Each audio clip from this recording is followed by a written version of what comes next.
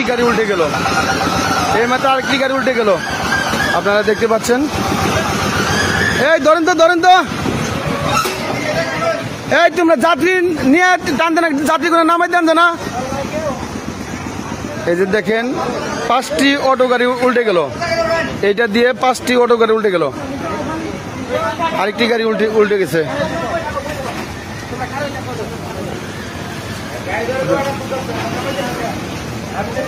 আপনারা যাত্রী করে নামাই দিয়ে গাড়ি করে টান দিতে পারেন না?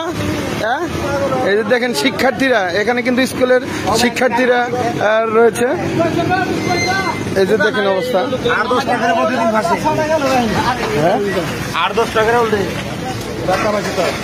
এই যে দেখতে পাচ্ছেন।